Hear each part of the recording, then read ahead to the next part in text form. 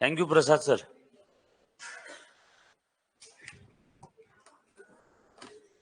आगे के सारे ऑनलाइन वाले बच्चे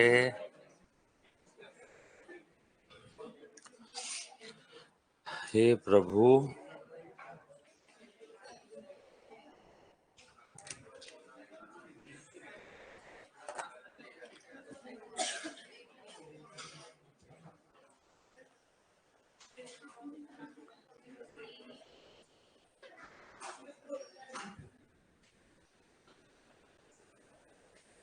यस लास्ट लेक्चर में हमने time value of money start किया था, आपको अगर याद आ रहा है तो। बढ़ेगा हम लोग आगे। Hello hello again, not again. बच्चों एक सेकेंड, हाँ मैं स्क्रीन है ना एक बार के लिए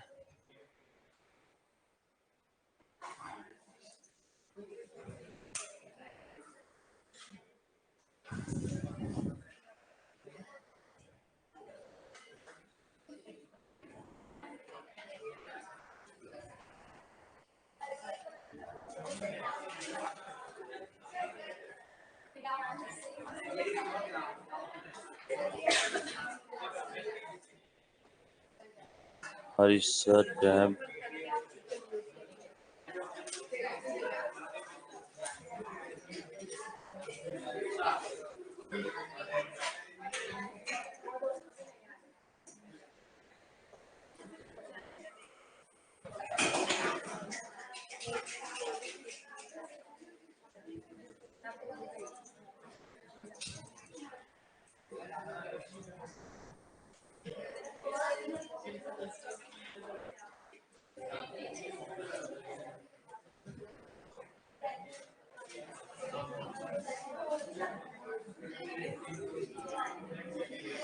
इजी कैप।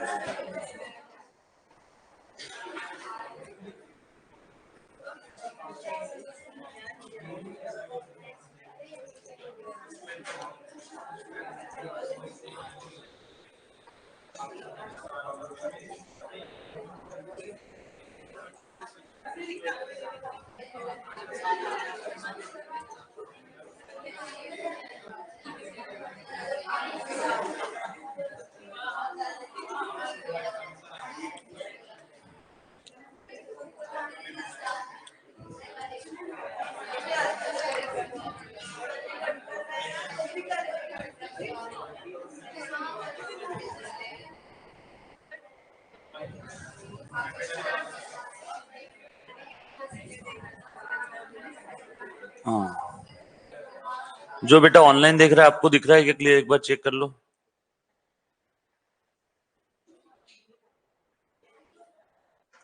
ओके चल,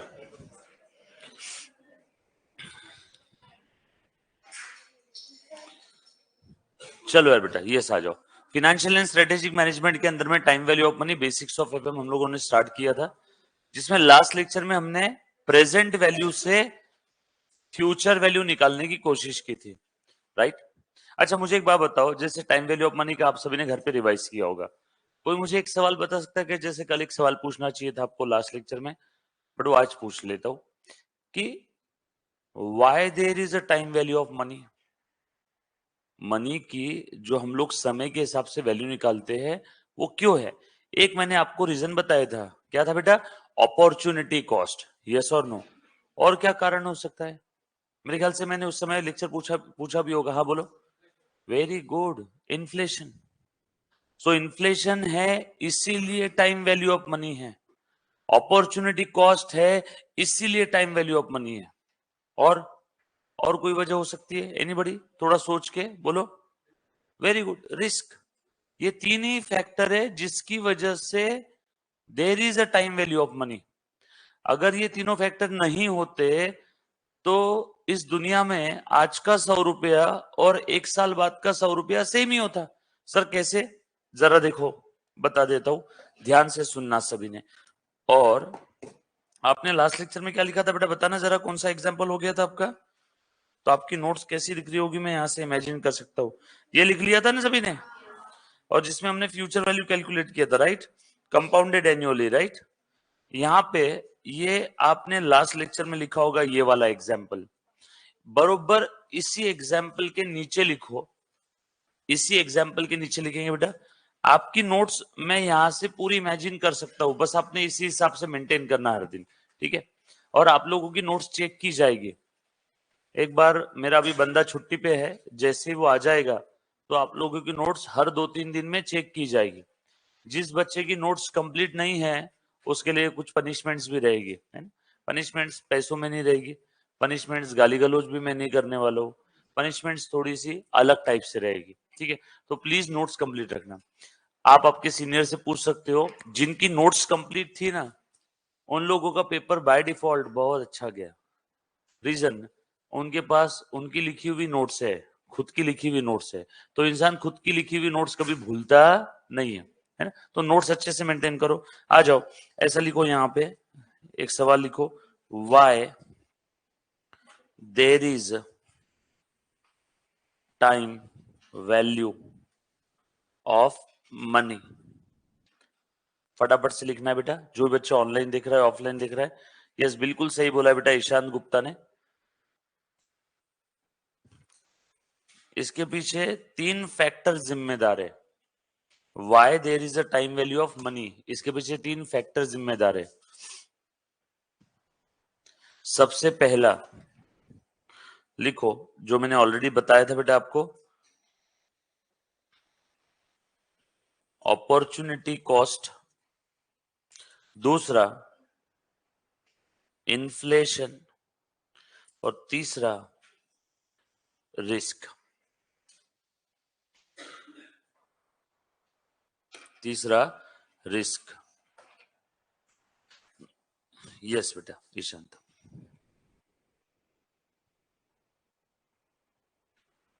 डन। अपॉर्चुनिटी कॉस्ट कैसे जिम्मेदार है? एक छोटू सा एग्जांपल, आपको अगर मैं आज पैसा दूं और बोलूं 1 साल बाद भी सेम अमाउंट दूंगा तो आप मना कर दोगे। रीजन, आप उस पैसे को कहीं ना कहीं 1 साल के लिए इन्वेस्ट कर सकते हो। यस और नो? अपॉर्चुनिटी कॉस्ट मैं यहाँ पे परसेंटेज में लिखता हूँ, चलेगा ना? आपको मैंने बोला कि मैं आज 100 रुपीज देता हूं या 1 साल बाद 100 रुपीज देता हूं, तो आप बोलोगे 1 साल बाद नहीं चाहिए, आप बोलोगे आज चाहिए। इसके पीछे का रीजन क्या है? Because there is an opportunity cost. और वो अपॉर्चुनिटी क्या कॉस्ट क्या है बेटा? आप उस पैसे को कहीं ना कहीं इन्वेस्ट कर सकते थे। यस और नो? तो मान लो अपॉर्चुनिटी कॉस्ट है यहाँ पे 10%, है ना। ये है आप लोगों का अपॉर्चुनिटी कॉस्ट। देयरफॉर आज का 100 रुपीज यानी 1 साल बाद का 110 रुपीज। सिंपल, बस ऐसे ये एग्जाम्पल लिख लो। और वो 10% क्या है? आपकी अपॉर्चुनिटी कॉस्ट। यस और नो? आपको मैंने बोला आपके पास 1 लाख रुपए है, आप मुझे दे दो। आप क्या बोलेंगे? नहीं सर, मैं आपको नहीं दूंगा, रादर अगर ये पैसा मैं बैंक में एफडी में कर दूं तो मुझे उसके ऊपर रेट ऑफ इंटरेस्ट मिलने वाला है। आपको अगर मैंने दे दिया तो वो एफडी का रेट ऑफ इंटरेस्ट मैं खो दूंगा, वो इंटरेस्ट अर्न करने की अपॉर्चुनिटी मैं खो दूंगा। तो वो मेरा अपॉर्चुनिटी कॉस्ट है। सो आप क्या बोलोगे मुझे कि सर आप अगर मुझे अपॉर्चुनिटी कॉस्ट से ज्यादा अगर रेट ऑफ इंटरेस्ट दोगे तो मैं आपको दूंगा।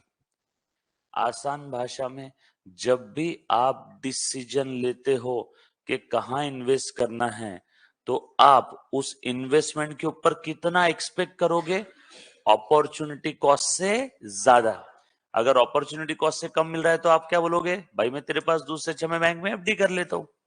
तो हर बार आप कंपेयर करोगे अपॉर्चुनिटी कॉस्ट से कितना ज्यादा मिल रहा है। अगर आपसे कोई बोले, मुन्ना प्लीज ध्यान देना। यस बेटा श्वेता, आप 2 मिनट ही लेट हो, सिर्फ ज्यादा लेट नहीं हो। अच्छे से ध्यान से सुनना। अगर आपसे कोई बोले कि काम कर यार, शेयर मार्केट में इन्वेस्ट कर दे, शेयर मार्केट में तुझे साल का 6% का रिटर्न मिलेगा, आप क्या बोलोगे? नहीं, मैं नहीं करने वाला हूं। उससे अच्छा मैं बैंक में एफडी कर दूं, वहां पे भी 6% का रिटर्न मिलेगा। अब बताओ मुझे, शेयर मार्केट में भी 6% का रिटर्न और एफडी में भी 6% का रिटर्न, आप कहां पे इन्वेस्ट करोगे? एफडी। क्यों रे ऐसा? दोनों जगह तो वेरी गुड। ये है तीसरा फैक्टर, रिस्क। कुछ बात समझ में आ रही है सभी को? क्योंकि शेयर मार्केट में क्या है? रिस्क है। एफडी में रिस्क बहुत कम है, नियर अबाउट जीरो रिस्क। ये कितने चांसेस है कि बैंक डूब जाएगा? बहुत कम। लेकिन शेयर मार्केट क्रैश होगा या वो शेयर जिसमें आपने इन्वेस्ट किया वो क्रैश होने के चांसेस बहुत ज्यादा है। यस और नो? तो इसलिए यही 3 फैक्टर है जिसकी वजह से टाइम वैल्यू ऑफ मनी है, वरना टाइम वैल्यू ऑफ मनी आपके जीवन में कभी आता ही नहीं। पहला आपने लिखा सभी ने, पक्की बात। दूसरे के सामने लिखो बेटा, इन्फ्लेशन। इन्फ्लेशन क्यों? ध्यान से सुनना, एग्जाम्पल लिख रहा हूं यहां पे। आपको मैंने बोला कि आज मैं 100 रुपीज देता हूं और मैंने बोला 1 साल बाद मैं आपको 103 रुपीज दूंगा। आप क्या बोलेंगे? नहीं सर, नहीं चलेगा, वो 103 भी कम है। रीजन, आज के टाइम पे इन्फ्लेशन का रेट करीब करीब 5 से 6% है। हर साल चीजें महंगी हो रही है 5-6% से। यस और नो? तो आप क्या बोलोगे कि सर एटलीस्ट इन्फ्लेशन रेट तो भी कवर हो जाना चाहिए, है ना? सो अगर इन्फ्लेशन नहीं होता तो टाइम वैल्यू ऑफ मनी भी नहीं होता। आज के 100 रुपए यानी 1 साल बाद का डेफिनेटली ज्यादा अमाउंट होना चाहिए। क्यों? क्योंकि हर चीज महंगी हो रही है। सो यहां पे आपको समझाने के लिए मैं लिखूंगा ये 5%। क्या है बेटा आपको समझाने के लिए? Inflation rate. लिखो ऐसा, इन्फ्लेशन रेट। तो इसीलिए आप इस 103 को मना कर दोगे। आप क्या बोलोगे? मुझे कितना चाहिए? एटलीस्ट 105। रीजन, इन्फ्लेशन रेट कितना है बेटा? 5%। ये इन्फ्लेशन रेट के कारण आज का 1 रुपया और कल का 1 रुपया कभी बराबर नहीं हो सकते। ये अपॉर्चुनिटी कॉस्ट के कारण आज का 1 रुपया और कल का 1 रुपया कभी भी बराबर नहीं हो सकते, वरना तो सब एक बराबर ही होता ना। अगर इन्फ्लेशन भी नहीं है, अपॉर्चुनिटी कॉस्ट भी नहीं है, तो आप क्या बोलोगे? ठीक है, आज के 100 रुपए क्या और 1 साल बाद के 100 रुपए क्या, सब एक ही बराबर है। बट ये दो ऐसे फैक्टर है जो कभी भी आज के और कल के 1 रुपए को सेम नहीं रहने देंगे। और तीसरा और आखिरी फैक्टर है रिस्क। रिस्क की वजह से भी लोग क्या बोलते हैं कि there is some time value of money. इसका बेस्ट एग्जांपल आपको बताता हूं, रियल लाइफ एग्जांपल। आप लोगों को एक चीज पता होगा, जहां पे ज्यादा रिस्क है वहां पे टाइम वैल्यू ऑफ मनी भी ज्यादा है। कैसे बताता हूं आपको? मैंने बोला शेयर मार्केट में इन्वेस्ट करना है, थोड़ा रिस्की है। आपके दिमाग में लड्डू फूटा, रिस्की है मतलब रिटर्न भी ज्यादा होगा। तो सिंपल सा लॉजिक है, high risk high time value of money, low risk low time value of money. इसीलिए एफडी का rate of interest share market में जो रिटर्न मिलते हैं उससे जनरली कम होता है। इसीलिए अगर आप किसी मनी लेंडर से पैसे उधार लेते हो, साहूकार गांव में होते हैं ना, साहूकार लोग पैसे उधार देते, उसका रेट ऑफ इंटरेस्ट बैंक के रेट ऑफ इंटरेस्ट से कभी भी ज्यादा रहेगा, क्योंकि मनी लेंडर से पैसा लिया उसमें रिस्क ज्यादा है, तो रिटर्न भी ज्यादा। मनी लेंडर के पॉइंट ऑफ व्यू से सोचो। सो यहां पे बस इतना लिखो तेरी क्वेश्चन के लिए, high risk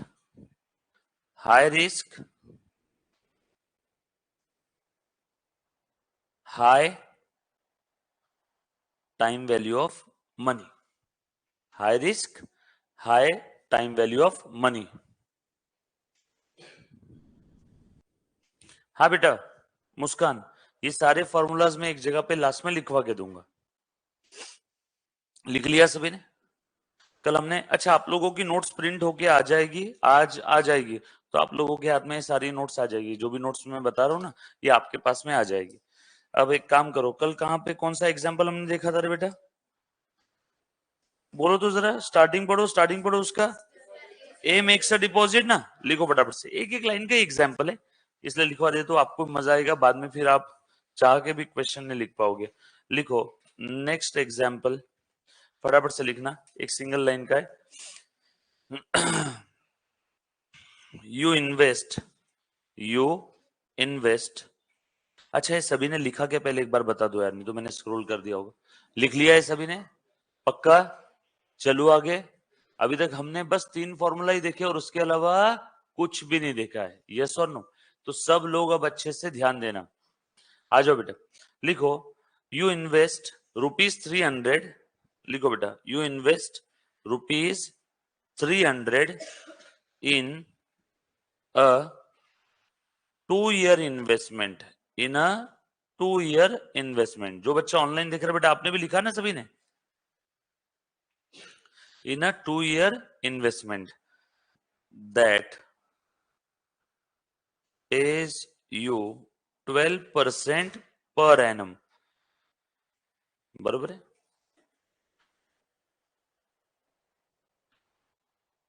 amount at the end of second year question mark. क्या पूछा है बेटा आपको? Eight the end of second year आपके पास कितना अमाउंट रहेगा? Eight the end of the second year आपके पास कितना अमाउंट रहेगा? पहले तो ये बताओ पूछा क्या है। Very good.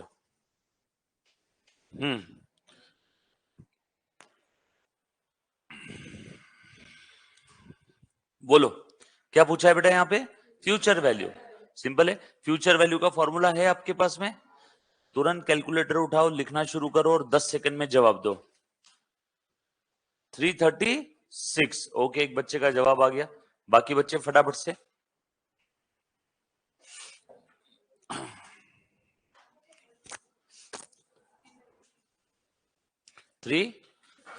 376, एक 336, एक 376, कुछ तो गड़बड़ है। सबका आंसर मुझे सेम चाहिए। हाँ, 372, 376, ओके, 376, 376, 336, 372, ओके ओके। और कोई?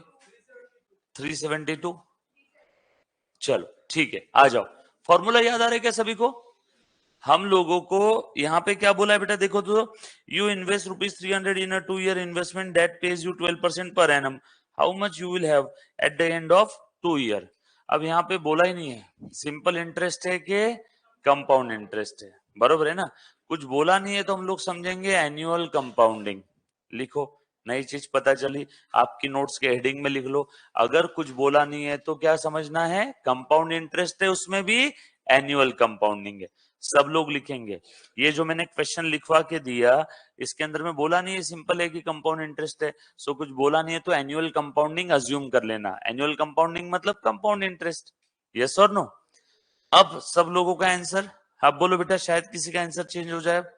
अच्छा, अभी भी सेम आंसर है, वेरी गुड, मतलब आपने उसी हिसाब से किया जैसा मैं चाह रहा हूं। शायद कैलकुलेशन मिस्टेक हुआ रहेगा। तेरा 372, अब आंसर चेंज हो गया। चलो ठीक है, फॉर्मूला क्या रहेगा? एनीबडी, कोई हाथ खड़ा करके बोल सकता है बेटा फॉर्मूला फ्यूचर वैल्यू निकालने का? कोई बता सकता है? एनीबडी, फ्यूचर वैल्यू का फॉर्मूला यहाँ पे, हाँ बोलो। F is equal to PV in bracket 1+r raise to power n। Very good. ध्यान रखना, future value is equal to present value in bracket 1+r raise to power n। आप लोग बेटा कल मैंने अकाउंट्स में आए थे ना बाद में, तो मैंने आपको बोला था एफएम का कंप्लीट करना, आपने कंप्लीट किया? हाँ, अरे किसी से नोट्स ले लेते, नोट्स के लिए थोड़ी एक्सेस की जरूरत थी यार। मैंने कल बोला था ना आप नोट्स कंप्लीट कर लेना, सुना नहीं आपने? अभी अगर आप सुन लेते ना तो अभी आप तीनों चारों भी जवाब देते जैसे बाकी बच्चों ने जवाब दिया। आप एक दिन पीछे हो गए इनसे, और ये एक एक दिन करते करते बैच के अंदर में एक दिन पीछे रह जाएंगे। मैं ईमानदारी से बोल रहा हूँ, तो प्लीज जो चीज बोला उसको थोड़ा सा सीरियसली लो ना यार। आपके फ्यूचर का सवाल है, इसको सीरियस लेना पड़ेगा आपको। आप अगर सीरियसली नहीं लोगे ना तो एक्चुअल में एक दिन ये क्लास के अंदर में हीरो कैसे बनते मैं बताता हूँ। हर क्लास के अंदर में ना कुछ ऐसे बच्चे तैयार हो जाते हैं एक 8 से 15 दिन की बाद, कि पूरा क्लास उन बच्चों को फॉलो करता है। पहले दिन सारे बच्चे एक बराबर होते हैं, वो 15 दिन जो बच्चे रेगुलर पढ़ाई करते हैं ना कंसिस्टेंसी के साथ, तो 15 दिन के अंदर में ना वो क्लास के अंदर में छा जाते हैं, बाकी सारे बच्चे फिर उनको फॉलो करते हैं। बाकी बच्चों को ऐसी गलत फहमी होती है कि वो होशियार है। एक्चुअल में सब एक बराबर की होशियार बच्चे रहते, सिर्फ इतना है कि उसने 15 दिन कंसिस्टेंसी के साथ हर दिन जो क्लास में पढ़ाया वो सेम डे किया, और अगले दिन जवाब दिया तो बाकी बच्चों को ऐसा लगता है कि वो बहुत ज्यादा होशियार है और मैं ढाऊ। ऐसा नहीं रहता है, सारा खेल कंसिस्टेंसी का है। सो आज का ज्ञान क्या है? एक इंपॉर्टेंट वर्ड है, हाथ पे लिख करके रख लेना, कंसिस्टेंसी। मुझे एक बात बताओ, आपका क्या नाम है रे, ये जो एक्टर गुजर गया था, सुशांत सिंह राजपूत, है ना? क्या वो शाहरुख सलमान से अच्छा एक्टर नहीं था? एक्टिंग की बात कर रहा हूं, था कि नहीं था? बट फिर भी ज्यादा फेमस कौन थे, शाहरुख और सलमान? क्योंकि कंसिस्टेंसी। नवाजुद्दीन सिद्दीकी शाहरुख सलमान से अच्छी एक्टिंग कर सकता है कि नहीं? फिर भी ज्यादा फेमस कौन है, शाहरुख सलमान। क्योंकि नवाजुद्दीन सिद्दीकी आपको कंसिस्टेंटली दिखता नहीं है ऑन स्क्रीन, शाहरुख और सलमान कंसिस्टेंटली दिखते रहते हैं। सो अच्छी एक्टिंग मैटर नहीं करती है, कंसिस्टेंसी किसके पास है वो जीत जाता है। यस और नो? मैकडी से अच्छा बर्गर आपकी मॉम बना सकती है घर पे, और आपको मजा भी आएगा खाने में, हेल्दी भी रहेगा। बट फिर भी आपको मैकडी का बर्गर क्यों अच्छा लगता है? कंसिस्टेंसी। मैकडी के कोई भी आउटलेट पे चल जाओ इस भारत में या भारत के बाहर, आपको मैकडी का बर्गर का टेस्ट सेम मिलेगा कंसिस्टेंटली, कई सालों से चेंज नहीं हुआ है। यस और नो? तो बस वही एक चीज है, तुम अगर कर लेते थे तो आज तुम भी जवाब दे देते थे। चलो फटाफट से फॉर्मूला क्या है, future value is equal to present value in bracket 1 plus r raise to power n. Sir हमें कैसे समझा कि यही फॉर्मूला यूज करना है? पहली चीज, सवाल में देखो क्या पूछा हुआ है, value at the amount at the end of second year पूछा है। मतलब आज का अमाउंट दिया हुआ है, eight the end of second year का अमाउंट पूछा है, मतलब फ्यूचर का अमाउंट पूछा है, मतलब फ्यूचर वैल्यू पूछा है। सर हमें कैसे समझेगा, सिंपल इंटरेस्ट है, कंपाउंड इंटरेस्ट है, उसके लिए मैंने लिखवा के दे दिया। कुछ बोला नहीं है तो क्या समझना है, एनुअल कंपाउंडिंग मतलब कंपाउंड इंटरेस्ट है, तो हो गया खेल खत्म। फ्यूचर का वैल्यू पूछा है, कंपाउंड इंटरेस्ट है, फॉर्मूला आपके पास तैयार है, put the value get the answer. So formula लिख रहा हूं यहां पे, ध्यान देना सभी ने, लिखो बेटा। पहले क्या क्या दिया है, इफ यू इन्वेस्ट 300, आपने आज 300 इन्वेस्ट किया, बोलो प्रेजेंट वैल्यू 300, कितने पीरियड के लिए, 2 साल के लिए, तो एन कितना हो गया, 2 साल। उसके बाद आपका रेट ऑफ इंटरेस्ट कितना है, 12%। पूछा क्या है, amount at the end of second year, यानी फ्यूचर वैल्यू। कुछ बोला नहीं है तो कंपाउंडिंग कैसा है, एनुअल, एनुअल कंपाउंडिंग। तो बताओ कौन सा फॉर्मूला तैयार हो गया, PV in bracket 1 plus are raise to power n. हाँ पीवी कितना है बेटा, 300, इन ब्रैकेट 1 प्लस आर कितना है, 0.12। सर आप आर को 0.12 क्यों लिखते हो? अरे बाबा मुझे एक बात बताओ, ये साथ में नंबर कौन सा है, 1, तो ये नंबर है, तो ये भी मैं नंबर ही लिखता हूं ना। ये नंबर है और ये परसेंट है, दोनों का प्लस माइनस हो सकता है क्या? नंबर और परसेंटेज का प्लस माइनस कर सकते हैं क्या? कंपैरिजन करना है या प्लस माइनस करना है तो must be on equal footing ना। यस और no? 1 tomato plus 1 potato is equal to how much tomato? कोई बोल नहीं सकता, या तो दोनों टोमेटो चाहिए या तो दोनों पोटैटो चाहिए। यस और नो? तो इसीलिए मैंने क्या कर दिया, इसे डेसिमल पॉइंट में लिख दिया।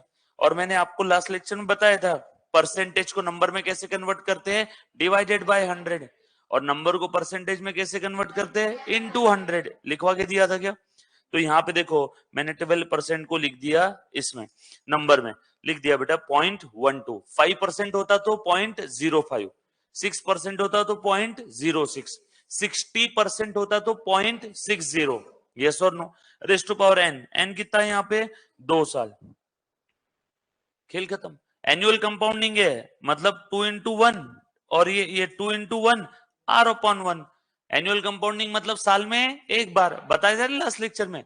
अगर सेमी एनुअल कंपाउंडिंग होती तो यहाँ पे क्या था, इंटू 2 डिवाइडेड बाय 2।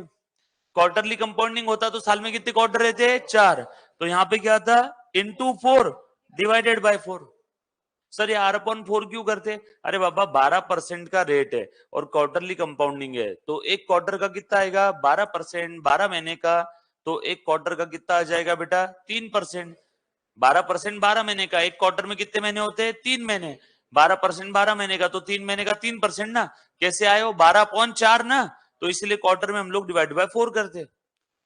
और परेड कितने कितने बार कैलकुलेट करते हैं, साल में 4 बार, इसीलिए परेड भी कितने हो गए, 4, इसीलिए परेड को 4 से मल्टीप्लाई कर देते हैं। यस और नो?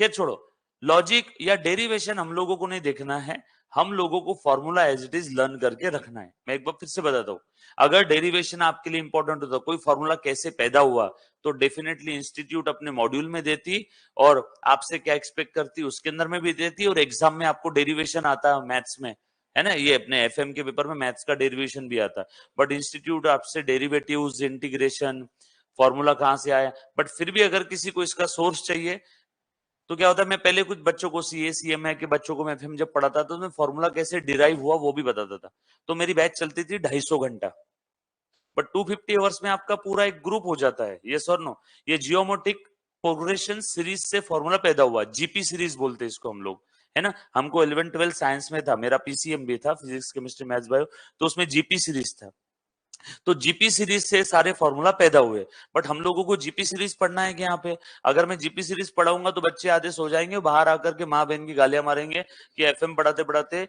जीपी सीरीज पढ़ा रहा है। हाँ, उससे आप इंप्रेस जरूर हो जाएंगे कि बाप रे मास्टर को बहुत नॉलेज है, हर चीज डिटेल में बता रहा है, बट वो डिटेल वाली चीज आपके एग्जाम में नहीं आने वाली है। कुछ बात समझ में आई सभी को? तो फॉर्मूला याद रहेगा। सो फ्यूचर वैल्यू निकालना है, एनुअल कंपाउंडिंग है, F is equal to PV in bracket 1 + r raise to power n। चलो आगे बढ़ते बेटा हम लोग। तो यहाँ पे एनुअल कंपाउंडिंग था इसलिए डिवाइडेड बाय 4 ये करने की जरूरत नहीं है। यहाँ पे raise to power n, n कितना था हमारा 2 ईयर। चलो इसको सॉल्व करो फटाफट से। सॉल्व कैसे करना है देखना जरा, एक बार सिर्फ स्क्रीन पे देख लो, एक बार बताता हूँ, फिर अगर आपको नेक्स्ट टाइम नहीं समझा तो आपने पूछना, आपने नहीं पूछा तो मैं ऐसा समझूंगा कि आपको ये समझ में आया। सो पहले ब्रैकेट सॉल्व करना 1.12, सही है बेटा, 1 + 0.12 1.12 रेज़ टू पावर 2, कैलकुलेटर पे ले लो 1.12 इंटू रेज़ टू पावर 2 है तो एक ही बार इक्वल टू दबा रहा हूं ना, ठीक है, 2 बार इक्वल टू मत दबाना, ठीक है।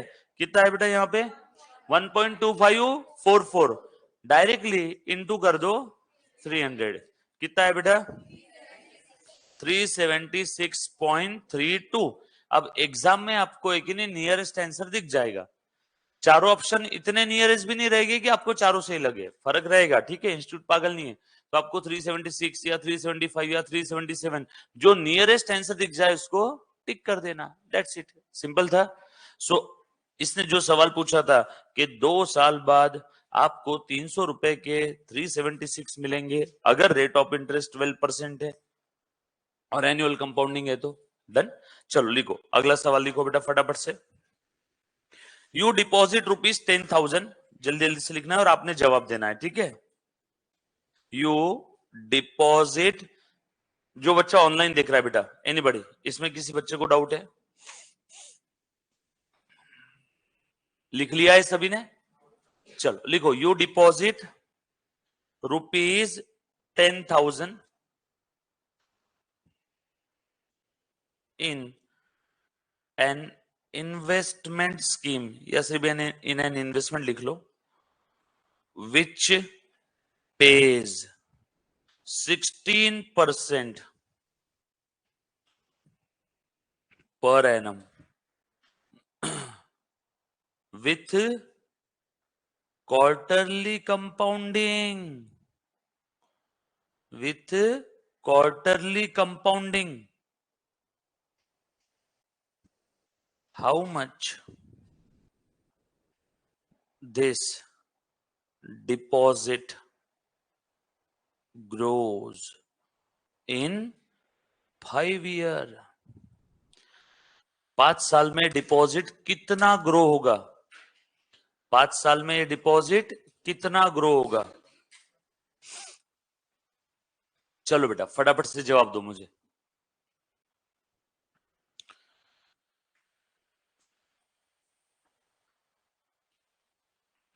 अभी बेटा आपके पास भी फॉर्मूला आ गया, ठीक है, बट अब इस फॉर्मूला में क्या चेंज करना है समझ में आ गया ना?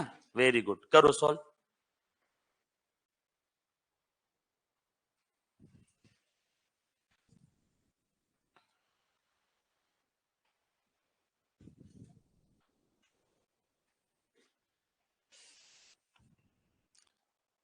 अगेन दिया क्या है, प्रेजेंट वैल्यू 10,000 रुपए, पूछा क्या है 5 साल बाद कितना होगा, फ्यूचर वैल्यू, कंपाउंडिंग है कि नहीं है, कैसी है, annual, semi annual, quarterly, monthly, quarterly, खेल खत्म, put the value get the answer.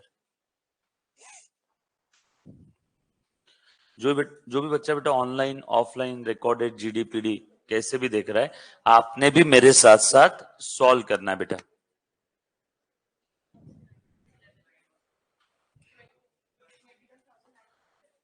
$21,911 okay, 21,911 21,911 नहीं आया तो पूछना। और अगर क्लास में किसी बच्चे का जवाब जल्दी आ गया तो अपने आप को कम मत समझना, हर कोई अपने अपने टाइम जोन में चल रहा है।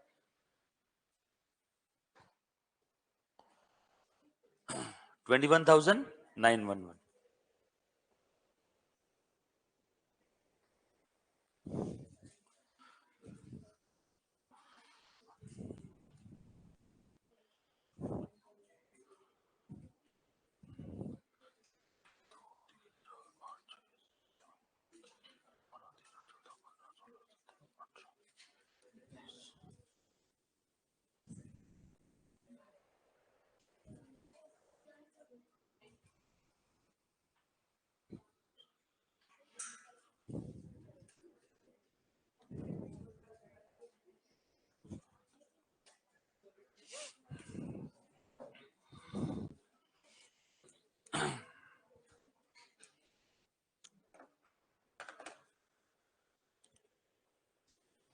आ गया सभी का? चलो एक बार देखो तो जरा बोर्ड पे, जो बच्चे का नहीं आया बेटा। अगेन यू डिपॉजिट 10,000, मतलब आज आपने कितना डिपॉजिट किया? आज, मतलब ये प्रेजेंट वैल्यू है, आपको डायरेक्टली लिखा नहीं रहेगा प्रेजेंट वैल्यू, आपको पहचानना होगा। सो ये है आपका प्रेजेंट वैल्यू। बोलो बेटा present value 10,000। Rate of interest कितना है बेटा? 16%, मतलब 0.16। कंपाउंडिंग कैसा है? कंपाउंडिंग है क्वार्टरली, क्वार्टरली। और पीरियड कितना है बेटा? 5 इयर्स। पूछा क्या है? Future value. खेल खत्म। FV is equal to PV in bracket 1 plus are raise to power N. Wait, compounding कैसा है? क्वार्टरली। क्वार्टरली यानी साल में कितने क्वार्टर आते हैं? 4। तो कंपाउंडिंग कितने बार होगा? 4 बार। सो इनटू 4 अपॉन 4। खेल खत्म। चल बता दो बेटा मुझे अभी, प्रेजेंट वैल्यू कितना था? 10,000 in bracket 1 plus 0.16 upon 4 raise to power n, period 5 years into 4। 10,000 in bracket 0.16 upon 4 कितना आ गया? 0.04। क्या 0.04 आया ना इसका आंसर? 1 प्लस, थोड़ा सा डिटेल में लिखता हूँ एक एक स्टेप यहाँ पे, पहले पहले कुछ क्वेश्चन में, बाद में हम लोग बीच बीच की स्टेप खा जाएंगे, ठीक है। अभी एक बार देख लो इसको, 0.04 रेज टू पावर 5 इंटू 4 20।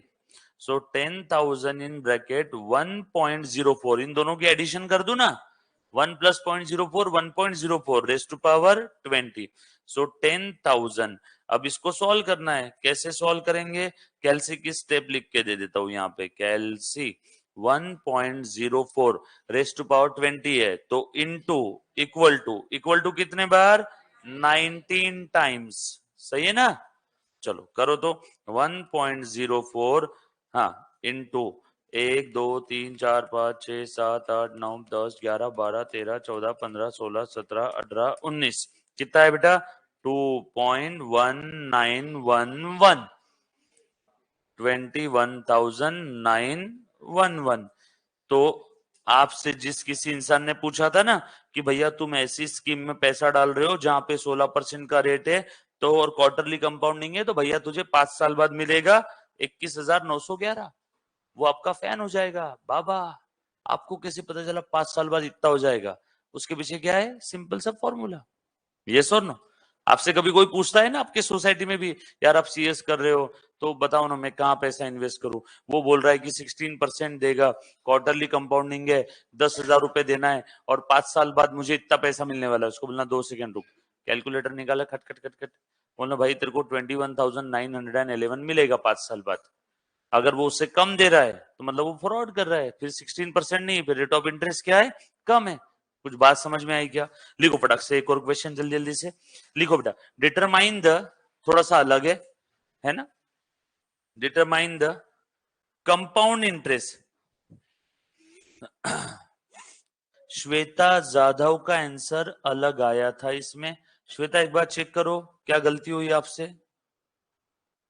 आपने डिवाइडेड बाय 4 नहीं किया शायद, इसीलिए आपका आंसर 2 लाख समथिंग आया।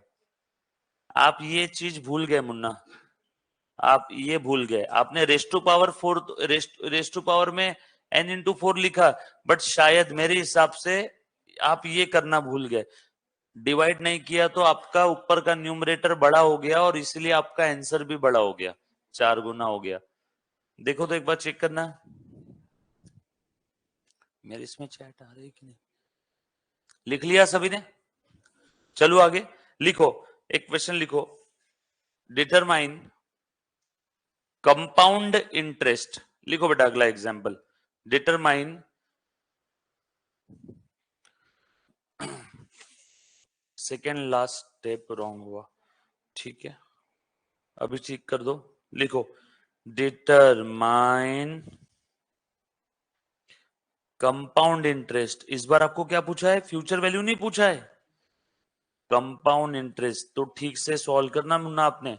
Determine the compound interest for, लिखो फटाफट से, for an investment, for an investment of rupees 7,500 at 6% compounded. इसको कर लेते हैं half yearly, half yearly.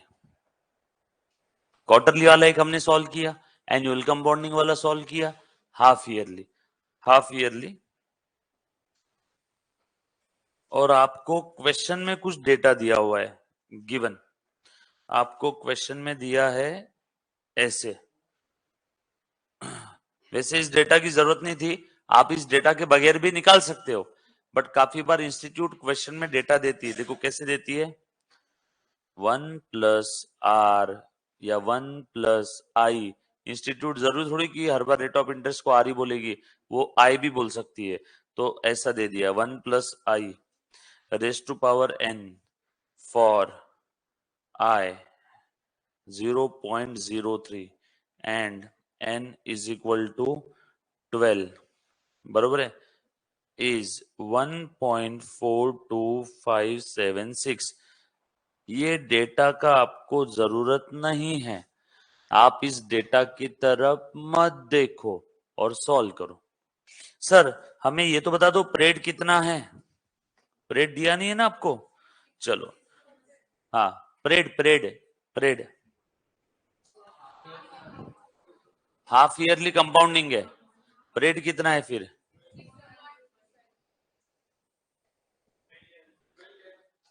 Okay अच्छा, कोई बच्चा मुझे यहाँ पे ये बता सकता है कि इतना ही डेटा दिया हुआ है और परेड नहीं दिया हुआ है, तो परेड कितना हो सकता है? 1 ईयर। गिवन डेटा की तरफ देख करके बताओ तो परेड की, हाँ बोलो बोलो, कोई तो कुछ बोल रहा है। हाँ 6/12, ओके और कोई? ओके 0.5 है, और कोई? अच्छा ठीक है, आप सभी का जवाब आ जाएगा। देखो आपको बस इतना ही डेटा दिया है और ये नहीं बताया कि परेड कितना है, तो परेड हम लोग निकाल सकते हैं। देखो जरा कैसे निकाल सकते हैं, हाँ ध्यान से सुनना। आपको यहाँ पे n कितना दिया है? 12। आपको n कितना दिया है? रेस्ट टू पावर n रहता है ना, रेस्ट टू पावर n कैसे आता है बेटा?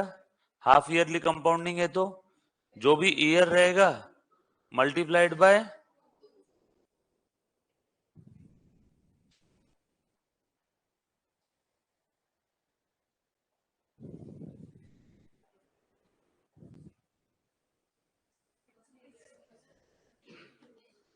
तो यहाँ पे परेड कितना है? 6 साल। आप यही बोलना चाह रहे थे बट आपने उल्टा बोल दिया। यहाँ पे परेड कितना है? 6 साल। पूरे क्वेश्चन में कहीं पे 6 साल लिखा है क्या? बट हमने कैसे पहचाना? अरे बाबा हाफ ईयरली कंपाउंडिंग है तो रेस्ट टू पावर जो n है वो कैसे निकलता है? n इंटू 2, ईयर इंटू 2 से निकलता है ना। तो इन्होंने अपने को रेडीमेड दे दिया, ईयर इंटू 2 मल्टीप्लाई करके कितना आ रहा है? 12। मतलब पीरियड कितना होगा? डेफिनेटली 6 साल। यस और नो? अरे बाबा हाफ ईयरली कंपाउंडिंग है, सब लोग सिर्फ मेरी तरफ ध्यान दो, अभी रुक जाओ। हाफ ईयरली कंपाउंडिंग है और पीरियड टोटल 6 साल है, तो बताओ रेज़ टू पावर में कितना आता है? हाफ ईयर कंपाउंडिंग है, so 1 plus r raise to power n. Half yearly compounding है तो डिवाइडेड बाय 2 इंटू 2। तो ये रेज़ टू पावर जो है ना, ये इन्होंने रेडीमेड दे दिया है 12। अब ये 12 कब आएगा? जब आपका पीरियड 6 साल रहेगा। अब समझा? ये 12 कब आएगा? जब आपका पीरियड 6 साल रहेगा। नहीं ना सर, वो एन 12 ईयर है। कहां लिखा है ईयर? कहां लिखा है आगे? सिर्फ लिखा है एन। बरोबर है क्या? यस और नो? तो यहाँ पे पीरियड कितना आ गया? 12 ईयर। अगर यहाँ पे क्वार्टरली कंपाउंडिंग होता तो पीरियड कितना था? 2 सेकेंड में 3 इयर्स। क्वार्टरली कंपाउंडिंग होता तो पीरियड कितना आता? एन दिया है 12 और क्वार्टरली कंपाउंडिंग है, मतलब साल में कितने बार कंपाउंडिंग होता है? 4 बार। तो यहाँ पे 2 की जगह कितना लिखते हैं? 4। 2 की जगह 4, यहाँ पे 2 की जगह 4, तो ये कितना आ जाता? 3 साल। बरोबर ना? एन कितना दिया यहाँ पे आपको? 12। ये ईयर थोड़ी है, ये तो टोटल कैलकुलेशन करके जो आता है रेज़ टू पावर में वो है 12। अब रेज़ टू पावर में 12 कब आएगा? हाफ ईयरली कंपाउंडिंग है, मतलब साल में 2 बार। मतलब कोई तो पीरियड को 2 से मल्टीप्लाई किया तो 12 आया। किसको 2 से मल्टीप्लाई करेंगे तो 12 आएगा? 6 को। कुछ बच्चों को समझ में आ गया, लेकिन बच्चे बोल रहे कि सर एक बार अच्छे से बता दो। ठीक है, ये लो आंसर लिख रहा हूं मैं, ध्यान से सुनना। आंसर ब्लैक कलर के पेन से, ठीक है? ये डेटा आपको बस इतना ही दिया है, क्वेश्चन में आपको पीरियड दिया ही नहीं है, बस इतना डेटा दिया है। पीरियड दिया रहता तो कोई दिक्कत वाली बात ही नहीं। एग्जाम में जनरली पीरियड दे देते हैं, लेकिन हम लोग सोचते हैं कि पीरियड नहीं देंगे। बस ये इतना दे दिया है, ये गिवन भी दे दिया है एग्जाम में। बरोबर है? चलो अब अच्छे से ध्यान देना कैसे सॉल्व करना है। तो मुन्ना ध्यान दे, आपको क्या निकालने के लिए बोला है? Compound interest for an investment of ₹7,500। Investment कितनी कर रहे हो आप आज? 7,500। आप इन्वेस्टमेंट कितनी कर रहे हो बेटा? 7,500। मतलब प्रेजेंट वैल्यू कितना है? 7,500 आज आप इन्वेस्ट कर रहे हो। रेट ऑफ इंटरेस्ट कितना है? कंपाउंडिंग कैसा है? यानी साल में कितने बार? साल में 2 बार, ठीक है? और दिया क्या है? 1 प्लस आई, यानी 1 plus r, r i rate of interest, raise to power n, ये कितना दिया है? 1.42576। और किसके लिए? For i 0.03। अभी तुम नहीं भी बोलते तब भी हम लोग निकालने वाले थे। बताओ तो जरा अपना फॉर्मूला क्या है? FV is equal to PV in bracket 1 plus are raise to power n. यहाँ पे कंपाउंडिंग हाफ ईयरली, साल में 2 बार, तो into 2 upon 2। Present value 7,500 in bracket 1 plus r कितना है? 0.06 upon 2 raise to power n into 2। समझ लो मुझे अभी पता नहीं है। 7,500 इन ब्रैकेट 1 प्लस 0.03, 0.03, 0.03। कुछ बात समझ में आया क्या?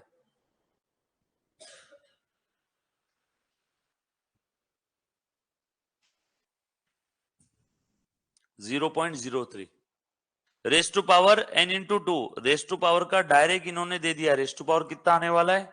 देखो ना, रेस टू पावर कितना है? रेस टू पावर n, और n की वैल्यू कितना है? 12।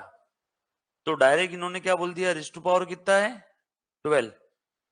और 1 plus i raise to power 12 का आंसर इन्होंने डायरेक्टली दे दिया है। 7,500 इंटू डायरेक्ट 1.42576। यकीन नहीं आता है तो कैलकुलेट करके देख लो इसका आंसर, निकालो। 1.03 रेस टू पावर 12।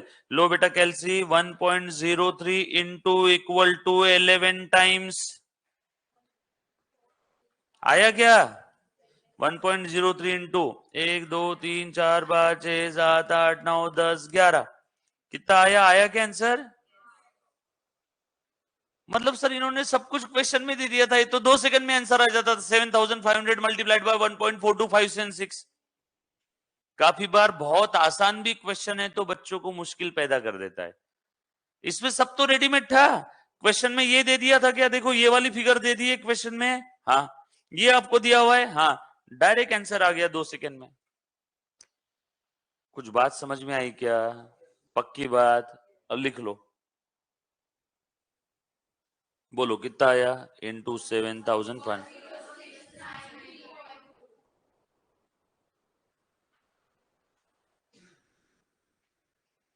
लिखो।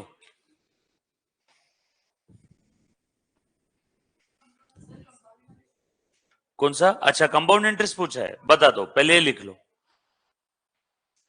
फ्यूचर वैल्यू में से प्रेजेंट वैल्यू निकाल दिया तो इंटरेस्ट आ गया। एक बच्चा बोल रहा है सर उसने n की वैल्यू लिखा है, इंटू 2 कहां किया? रेस टू पावर क्या लिखा है यहाँ पे? रेस टू पावर क्या लिखा है? n। और ये इस डेटा के लिए वैल्यू दी है, ये रेस टू पावर n है और रेस टू पावर n का आंसर 12 है। हम लोग रेस टू पावर कैसे निकालते हैं? परेड मल्टीप्लाइड बाय 2 ना, यस और नो? तो इन्होंने रेडीमेड दे दिया है, परेड इंटू 2 कितना आया? 12। डन। और हमने क्रॉस चेक भी करके देख लिया, हमारा भी इतना ही आ रहा है ना जितना इन्होंने रेडीमेड दिया है।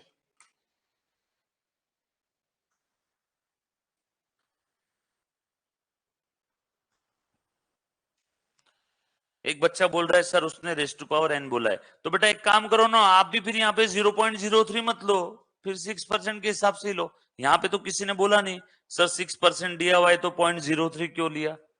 Common sense. 6% है, एनुअल साल में 2 बार कंपाउंडिंग हो रहा है तो 6 का आधा कितना हुआ? 3%।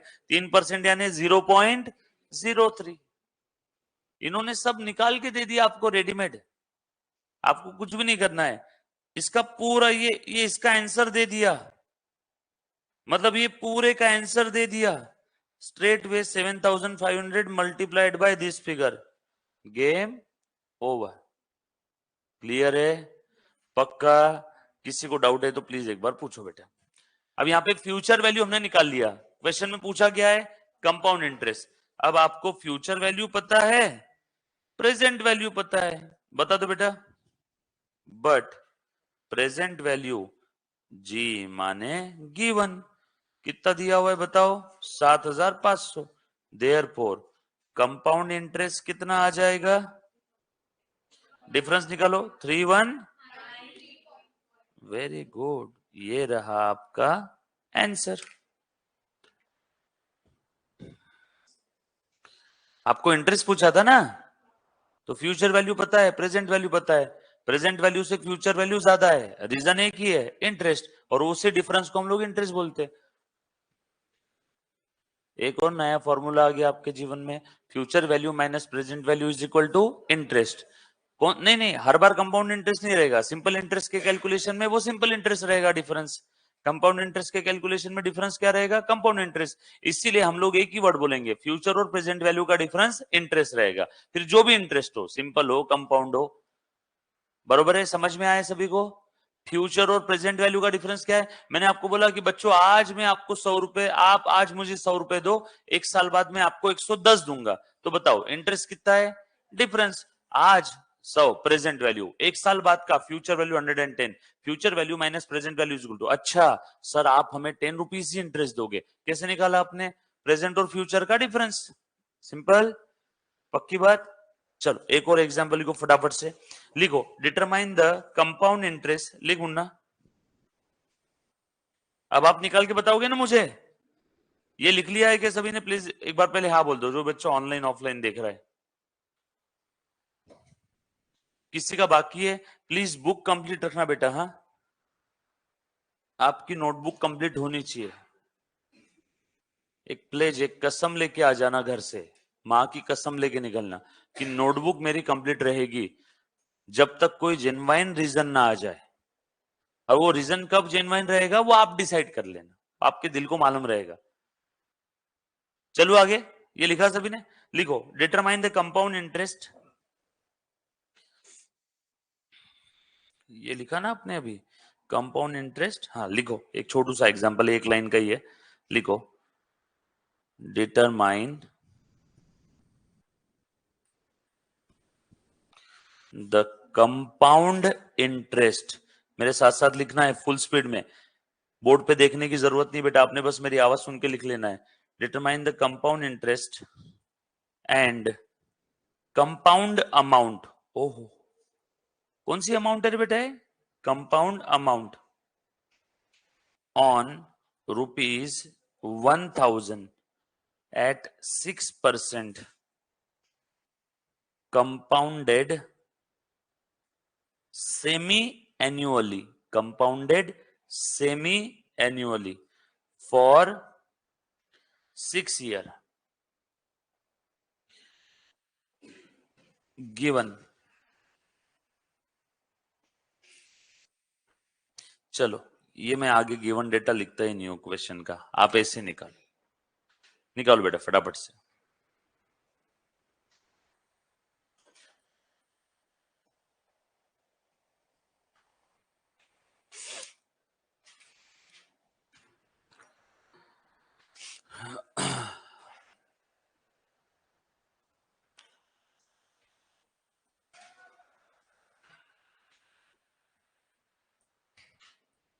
दो सवाल पूछे आपको यहाँ पे, कंपाउंड अमाउंट यानी कौन सा अमाउंट रे? फ्यूचर का। अरे कंपाउंड करना मतलब किसी में ऐड करना ना, ऐड किया हुआ अमाउंट पूछा है मतलब फ्यूचर का अमाउंट। तो लिख लो आपके नोटबुक में मार्जिन में, कंपाउंड अमाउंट म्हणजे compound amount means future value. Compound amount पूछा मतलब समझ जाओ क्या पूछ रहे हैं वो लोग, फ्यूचर वैल्यू।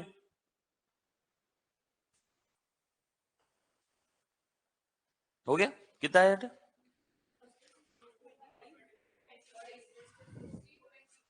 1425। ये कंपाउंड अमाउंट आया, सभी का उत्तर ही आया। ओके, और इंटरेस्ट डिफरेंस 425। ठीक है, वेरी गुड।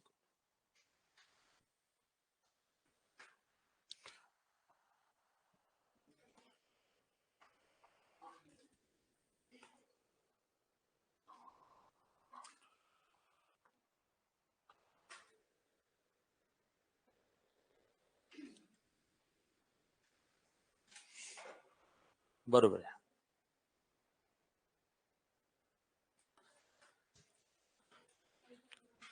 सब लोग ट्राई करो, नहीं आ रहा है तो पूछो एक बार।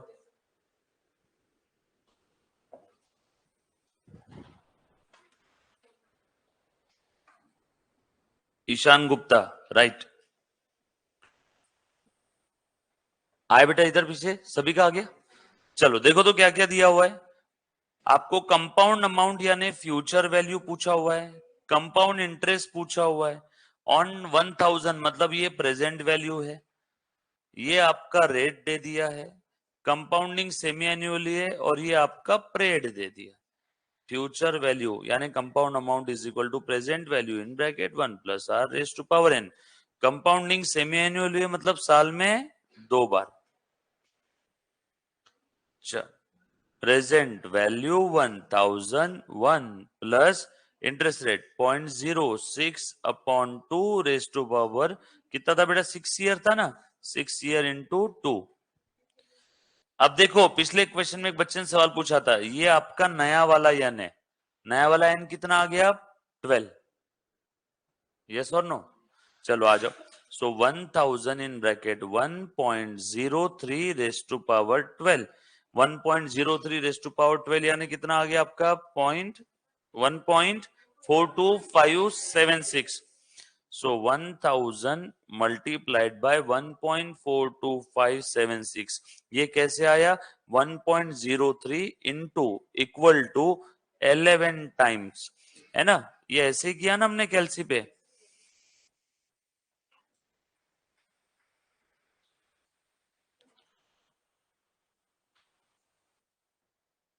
ये आ गया आपका future value, but present value कितना दिया है बेटा, देयरफॉर कंपाउंड इंटरेस्ट, ये आपका पहला आंसर और ये आपका दूसरा आंसर, 426 ले लो, okay, not a big deal, 6 ले लो, चलेगा। किसी को डाउट है इसमें? सिंपल है बेटा एकदम। लिखो एक अच्छा एग्जांपल लिखो अभी। हाँ ले बेटा, ₹2000 इज इन्वेस्टेड। अब देखते हैं इसका आंसर कौन देता है बेटा। पहले एक चीज बता दो, ये लिखा क्या सभी ने? ये हर एक बच्चा लिख बेटा, फटाफट से लिख।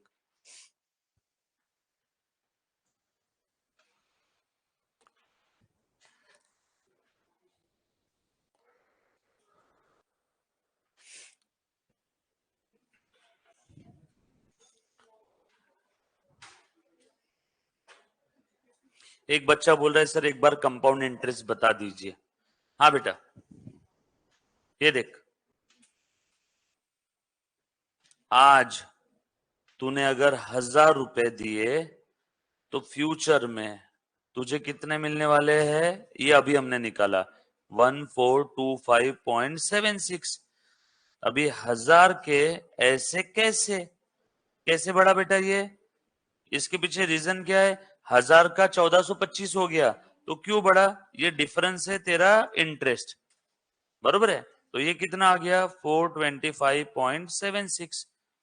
ये कैसे आया? 14, लिखो ऐसा फॉर्मूला लिखो इसका कंपाउंड इंटरेस्ट का, future value minus present value. Future value कितना है? 1425.76, प्रेजेंट वैल्यू 1000, तो ये आंसर आ गया 425.76।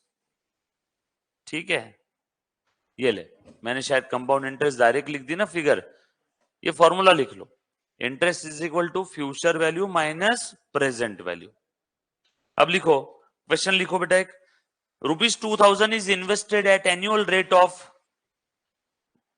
ये स्क्रॉल करो, ओके, लिखो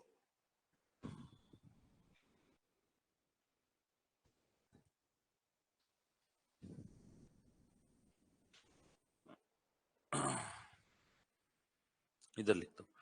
हाँ क्या बोला बेटा मैंने अभी? ₹2000 इज इन्वेस्टेड, हाँ बोलो बेटा, at annual rate, at annual, अभी बोलने की जरूरत नहीं थी, रेट कुछ बोला नहीं तो एनुअल ही रहेगा, एनुअल रेट ऑफ 10%। आगे लिखा है what is the amount, amount after 2 years if,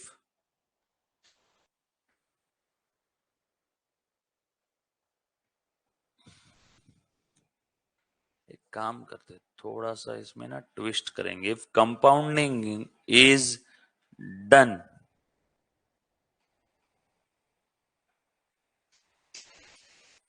annually, semi annually, बोलो आगे क्या आएगा? क्वार्टरली, होशियार बच्चे, मंथली, बस ये सॉल्व कर लो, डन। जल्दी जल्दी से सॉल्व करो बेटा सब लोग।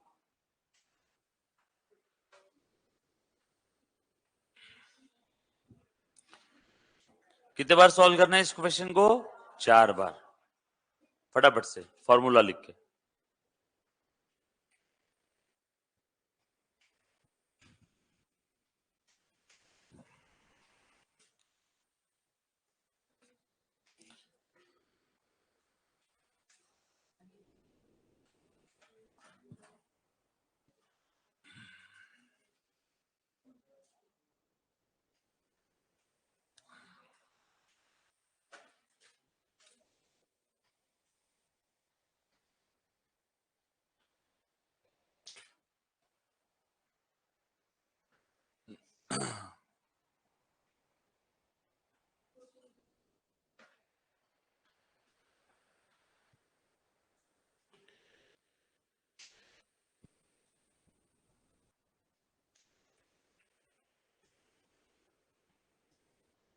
ये यहाँ पे आपके आंसर मुझे आप बताओगे। आंसर केस ए,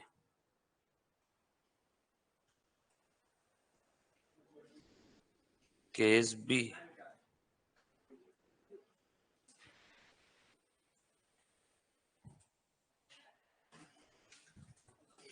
केस सी,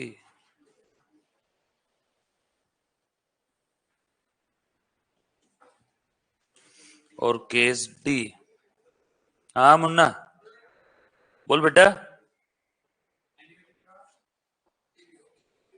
हाँ, पहले वाले केस का आंसर कितना है बेटा? 2420। दूसरे का? Very good. हाँ हाँ,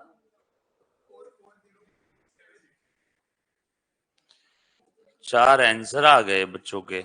वेरी गुड है। आपने पर फॉर्मूला लिखा ना, हर एक चीज लिखी ना? लिखो ना फटाफट से फिर।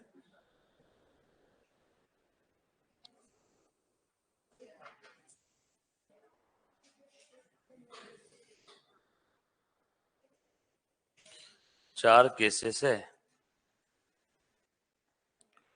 Case 1, case 2, case 3 and fourth case.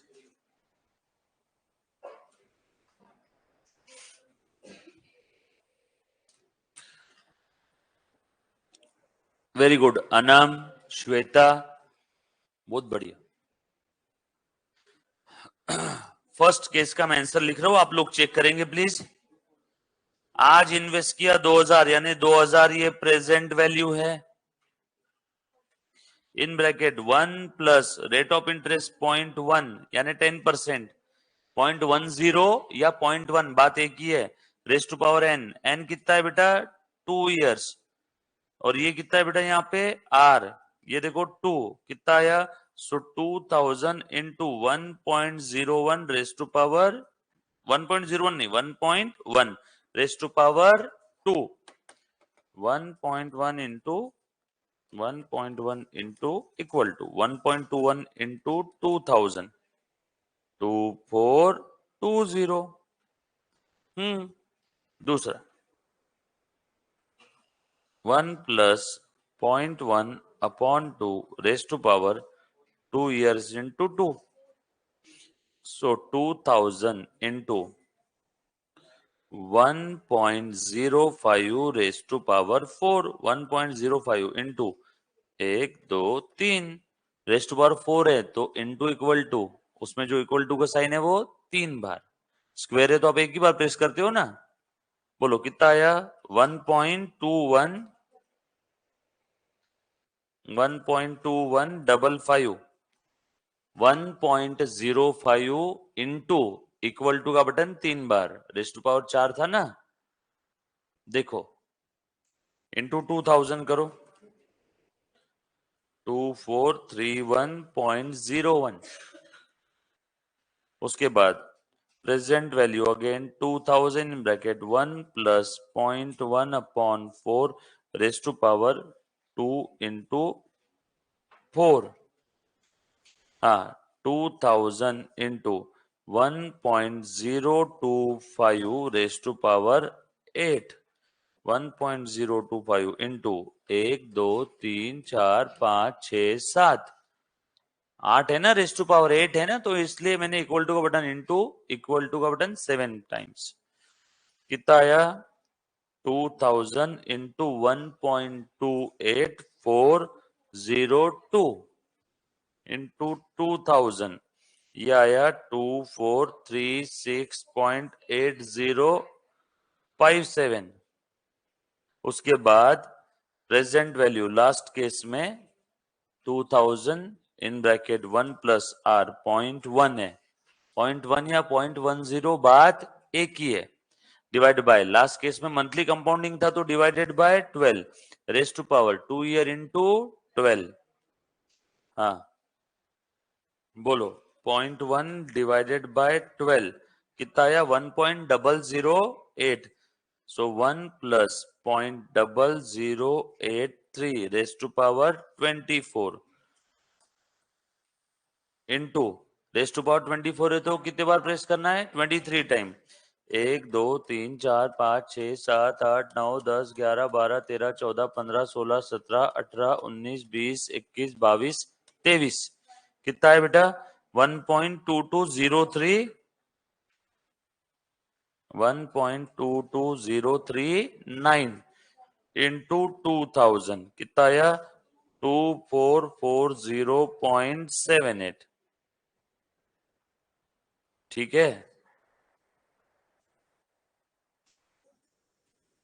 ये आपका पहले वाले का आंसर,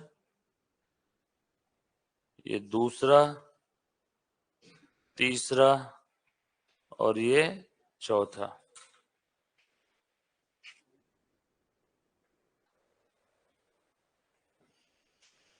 लिखो फटाक से एक क्वेश्चन और, जल्दी जल्दी से।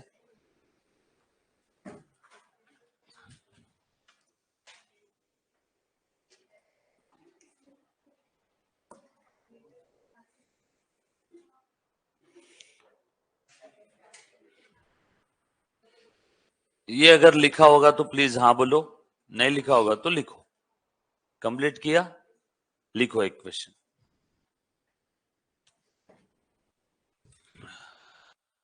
लिखा बेटा?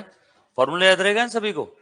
सिंपल इंटरेस्ट का फॉर्मूला क्या था, फटाफट से बता दो। अच्छा, कोई ऐसा बच्चा जिसको सारे फॉर्मूला भी याद है, वो बोल सकते हैं जल्दी जल्दी से। एनीबॉडी? हाँ बोल बेटा, वेरी गुड, लास्ट वाला बच्चा, हाँ बोलो। Very good, principal into period into rate of interest. हाँ, उसके बाद? हाँ बोलो। मुस्कान, प्लीज एक बार ये करो। अच्छा, आप भी फॉर्मूला बोलना चाहती हो? यार बहुत बढ़िया, कुछ तो मैं करता हूँ, रुको यार, यहाँ पे स्पीकर है ना रेस में? मैं रुको कुछ तो करता हूँ, आप भी बोल पाओगे। जो बच्चे लाइव स्ट्रीमिंग में देख रहे हैं ना, कुछ तो आपके लिए भी अरेंजमेंट करने की कोशिश करता हूँ आज। ये हैंड रेस जो कर रहे हैं, ये बात कर पाएंगे क्या रे? हाँ मुस्कान बोलो। हाँ बोलो मुस्कान। आप फोन आपके सामने रख के जो भी बोलोगे हमें सब सुनाई देगा। तो कौन सा फॉर्मूला? हाँ हाँ बोलो, एक सेकेंड। हाँ हाँ बोल बेटा अभी। सर किसकी फॉर्मूला बोलना है? अच्छा तुम फॉर्मूला बोल रहे हो क्या? बोलो।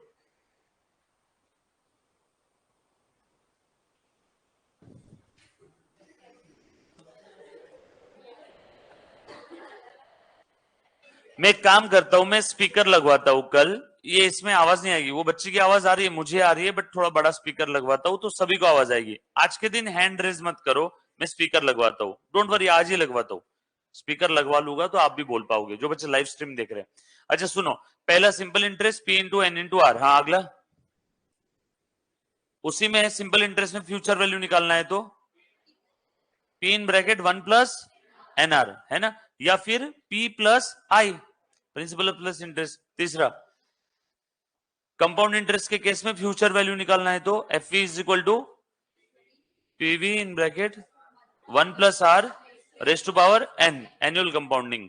और सेमी एनुअल है तो r upon 2 n into 2, quarterly है तो r upon 4 n into 4, monthly है तो r upon 12 n into 12। Very good. चलो एक अच्छा सा एग्जाम्पल लिखो, लास्ट है, उसके बाद अपना लेक्चर खत्म आज का। लिखो बेटा, लिखो, XYZ deposits each year, XYZ deposits each year। भाई साहब, हर साल डिपॉजिट कर रहा है वो। आज तक जितने भी हमने क्वेश्चन देखे उसमें एक ही बार था, सिंगल केस फ्लो, सिंगल। यहां पे हर साल कर रहा है वो। सो XYZ deposit each year rupees, लिखो, लिखो फटाफट से, 500 comma 1000 comma 1500 and rupees 2000 in his bank account for 4 year. अभी 4 ईयर देने की जरूरत नहीं थी, हमको मालूम है ईच ईयर, और 4 बार किया मतलब 4 साल ही होगा, है ना? आगे बोला है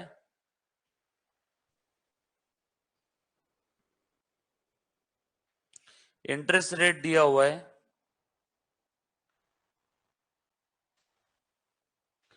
5%। आपको पूछा है वैल्यू ऑफ डिपॉजिट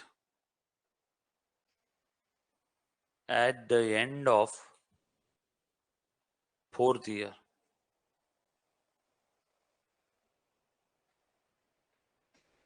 बोलो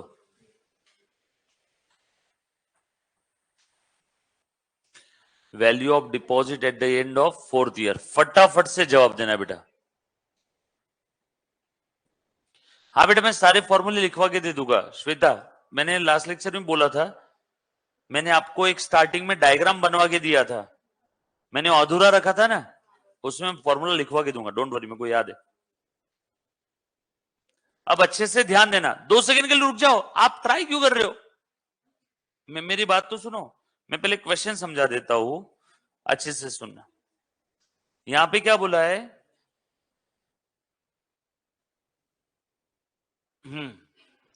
0 1 2 3 4 3 2 1। कितने साल डिपॉजिट किया उसने? 4 साल। कब डिपॉजिट किया ये तो बोला ही नहीं है। कब डिपॉजिट किया ये तो बोला ही नहीं है। एनुअल डिपॉजिट किया, पर एनुअल में भी अरे बाबा साल में भी 2 पॉइंट आते हैं ना, साल के पहले की आखिरी में। कब डिपॉजिट किया तो बोला ही नहीं है। कुछ क्वेश्चन में दिया है कि कब डिपॉजिट किया? नो, कुछ बोला नहीं है, तो हम लोग कब डिपॉजिट किया ऐसा समझेंगे मालूम है क्या? साल के आखिरी में। कब डिपॉजिट किया ऐसा समझेंगे? साल के आखिरी में। देखो मैं क्या लिख रहा हूं, अनलेस अदरवाइज स्पेसिफिकली गिवन। क्या अज्यूम करना है? Assume deposit made at the end of the year. सही है। अगर कुछ बोला नहीं तो हम लोग कब अज्यूम करेंगे? कब डिपॉजिट किया? साल के आखिरी में। सर इसका जवाब दो, अगर डिपॉजिट साल के स्टार्टिंग में किया तो आंसर चेंज होगा क्या? ऑब्वियसली चेंज होगा, ब्याज बढ़ जाएगा ना।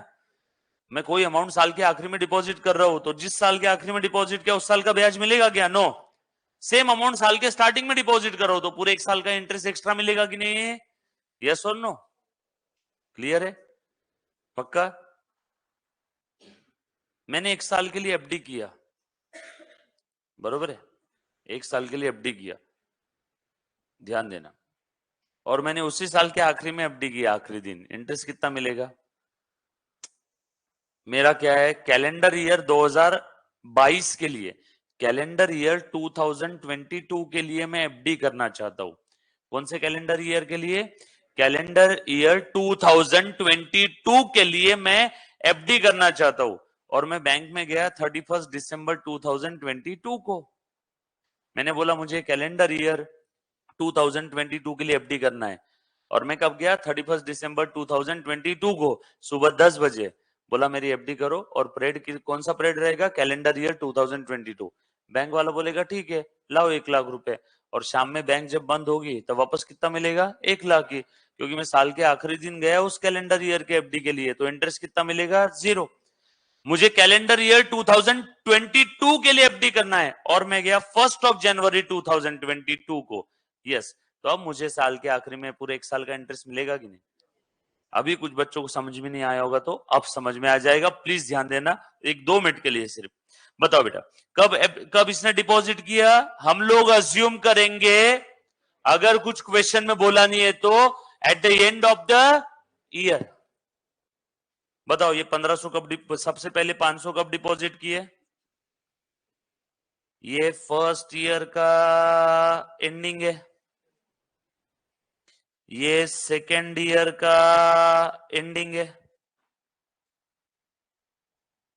ये थर्ड ईयर का बोलो एंडिंग है, और ये 4th ईयर का एंडिंग है। ये होमवर्क दूंगा मैं आज क्वेश्चन, बता पूरा यही दूंगा अभी, पर आपने घर से सॉल्व करके लाना है, ठीक है।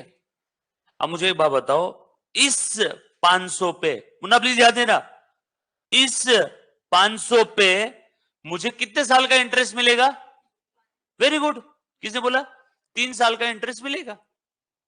इस 500 पे ये पहले साल का इंटरेस्ट मिलेगा क्या? नो, क्योंकि वो तो पहले साल के आखिरी में डिपॉजिट किया ना। इस 500 पे कितने साल का इंटरेस्ट मिलेगा? ये साल का, ये साल का और ये साल का। मुझे पूछा गया है eight the end of the 4th year आपके अकाउंट में कितना पैसा रहेगा? चौथे साल के एंडिंग में ये चारों प्रिंसिपल अमाउंट तो रहेगी, प्लस इन चारों प्रिंसिपल अमाउंट पे मुझे कुछ ना कुछ इंटरेस्ट भी मिलेगा। पहले बता दो कौन से अमाउंट पे 0 इंटरेस्ट मिलने वाला है? ये वाले, क्योंकि वो चौथे साल के एंडिंग में डिपॉजिट किया और चौथे साल के एंडिंग में निकाल रहे हैं, तो इस पे कितना इंटरेस्ट रहेगा? 0। इस पे कुछ तो रहेगा, इस पे कुछ तो रहेगा, इस पे कुछ तो रहेगा। तो चौथे साल के एंडिंग में आपके अकाउंट में कितना रहेगा? Principal plus interest. खेल खत्म, आ गया आपका आंसर। अब आपका सवाल, सर कैलकुलेट कैसे करना है घर के लिए, वो बता दो। चलो, इस 500 पे कितने साल का इंटरेस्ट मिलेगा बेटा? 3 साल का। ये समझ में आया कि सबको मैंने जो बोला अभी सेंटेंस, ये समझ में आया? इस 1000 पे कितने साल का इंटरेस्ट मिलेगा? इस 1000 पे ये पिछले साल का इंटरेस्ट मिलेगा क्या? नो। इसका मिलेगा क्या? नो। इस 1000 पे ये 2 साल का, तो इस पे इंटरेस्ट मिलेगा 3 साल का। इस पे इंटरेस्ट मिलेगा 2 साल का। इस पे कितने साल का इंटरेस्ट मिलेगा? तीसरे साल के एंडिंग में डिपॉजिट किया और चौथे साल के एंडिंग में निकालना है, तो तीसरे साल का एंडिंग और चौथे साल का एंडिंग कितना फर्क है? 1 साल का। तो इस पे कितने साल का मिलेगा इंटरेस्ट? 1 years interest. और इस पे चौथे साल के एंडिंग में डिपॉजिट किया और 4th ईयर के एंडिंग में ही निकालना है। 4th ईयर के एंडिंग में डिपॉजिट किया और 4th ईयर के एंडिंग का ही अमाउंट पूछा है, तो कितना इंटरेस्ट मिलेगा? 0। इस पे 0 ईयर्स इंटरेस्ट मिलेगा। अब इस सिंगल कैश फ्लो का फ्यूचर वैल्यू कितना है? इस सिंगल कैश फ्लो का फ्यूचर वैल्यू कितना है? इस सिंगल कैश फ्लो का फ्यूचर वैल्यू कितना है? और इस सिंगल कैश फ्लो का फ्यूचर वैल्यू मैं अभी बता देता हूं, इसका फ्यूचर वैल्यू 2000 ही है, क्योंकि लास्ट वाले 2000 में इंटरेस्ट कितना है? 0। इंटरेस्ट अगर 0 है तो जो प्रेजेंट वैल्यू है वही फ्यूचर वैल्यू है। मतलब यहां पे 3 बार फॉर्मूला अप्लाई करना है, एक बार इस फिगर के लिए। और कंपाउंडिंग कैसा है बताओ बेटा? कंपाउंडिंग के बारे में कुछ बोला है क्या? नो। तो एनुअल कंपाउंडिंग है क्या? तो एक बार ये फॉर्मूला यहां पे लगेगा।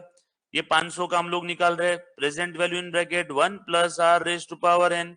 बताओ present value 500, 1 plus rate of interest कितना है बेटा? 5%। और पीरियड कितना है? नहीं नहीं, 3। फिर से 0. हाँ सही बोला बेटा, 0.05। हाँ फिर से PV in bracket 1 plus are raise to power n. हाँ यहां पे कितना है? 1000। 1 प्लस 0.05 रेस टू पावर, यहां पे पीरियड कितना है? फिर से F V is equal to PV in bracket 1 plus are raise to power n. यहां कितना है? 1500 इन ब्रैकेट 1 प्लस 0.05। यहां पीरियड कितना है? और लास्ट वाले केस में F V is equal to, वैसे डायरेक्ट आंसर आ गया बट फिर भी लिख के बता देता हूं, 2000 in bracket 1 plus 0.05 raise to power कितना है? 0 ईयर। रेस टू पावर 0 है तो उसका आंसर कितना आएगा? कुछ बात समझ में आई क्या? सर ये समझ में थोड़ा थोड़ा आया, डोंट वरी, 2-4% आया ना, कल 100% हो जाएगा। पेपर में इतना लंबा चौड़ा लिखने की जरूरत नहीं, एक शॉर्टकट तरीका बताऊंगा। फटाफट से 20 सेकंड में आंसर आ जाएगा चारों का। अभी पर आपको लॉजिक समझ में आया, हम लोग कर क्या रहे, प्रोसेस समझ में आया कि प्रोसेस 4 अलग अलग कैश फ्लो है, चारों कैश फ्लो का फ्यूचर का वैल्यू निकालना है। तो एफवी वाला फॉर्मूला कितने बार अप्लाई करना है, 4 बार। चौथे वाले में भी देखो ना, रेज़ टू पावर 0 है तो 1 आ गया, बरोबर है, पक्की बात। चलो, थैंक यू वेरी मच। आपका ब्रेक यहां से 15 मिनट का है, ठीक है।